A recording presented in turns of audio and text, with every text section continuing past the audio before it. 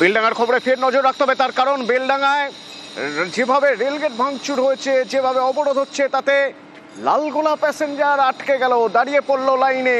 প্রণব রয়েছে আমার সঙ্গে। প্রণব, কি অবস্থা?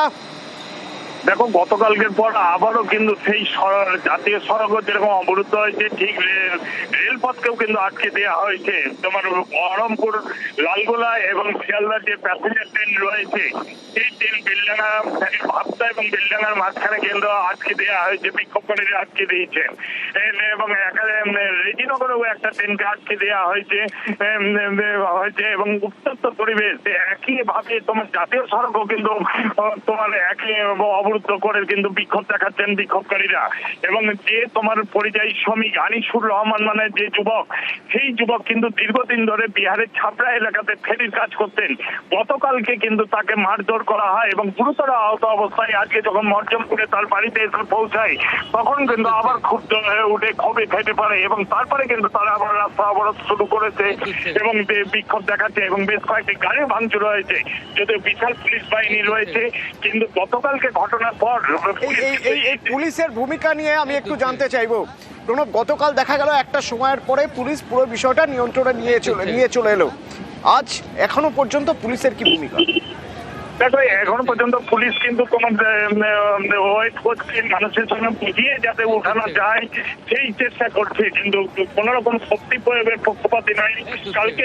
কারণ আমরা কালকেও দেখেছিলাম যে প্রায় 7 ঘন্টা ধরে কিন্তু অবরোধ হয়ে থাকলেও পুলিশ কিন্তু কোনো শক্তি প্রয়োগ করেনি এবং পুলিশ কিন্তু বারে আলোচনার মাধ্যমে যাতে অবরোধটা উঠে যায় সেই চেষ্টা করেছিল। আজকেও কিন্তু সেই একই পথ নিয়েছে।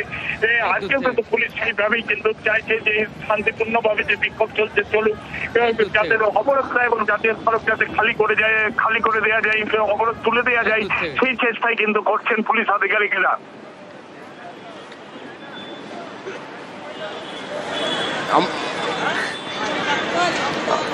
আমাদের কাছে সেই ছবি এসে পৌঁছে। বিহারে কাজ করতে গিয়েছিলেন বেলডাঙ্গার এই যুবক এবং বিহারে সেখানে বাংলা বলায় তাকে মারধর করা হয়েছে বলে অভিযোগ এবং তিনি জখম হয়ে তিনি বাড়ি আসেন এবং তারপর তাকে হাসপাতালে ভর্তি করতে হয়। খবর ছড়িয়ে পড়তেই নতুন করে উত্তপ্ত বেলডাঙ্গা।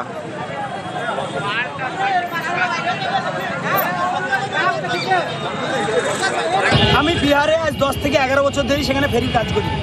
সেখানে আমাদের 40 থেকে 50 জন ফেরিওয়ালা আছে। আমরা একটা ডেরাতে আছি ছাপড়া ডিস্ট্রিক্টে, আমনোর থানায়। সেখানে 10 থেকে 11 বছর ধরে আমরা ফেরি করি। সেখানে এখন যে সমালোচনা চলছে, এখন সেই সমালোচনার উদ্দেশ্যে আমরা সব কিছু আইডি প্রুফ সব কিছু পকেটে বেরিয়ে ঝোলা দেবে নিয়ে ঘুরে বেড়াই। বাঙালি মুসলিম দেখলে ওই যে বাংলাদেশ বলি মারছে। আমি পাসপোর্ট দেখাইছি, পাসপোর্ট ছুরি ফেলে দিচ্ছে। আমাদের ওখানে 5-6 জনকে মেরি দাঁড়িয়ে দিয়েছে। এখন বুকের হাড় ভেঙেছে, বহরমপুর মেডিকেল হসপিটালে ভর্তি আছে। কিন্তু আমরা বিবেক দেখিয়ে কি করব? তাদের যদি বিবেক না থাকে বলেন।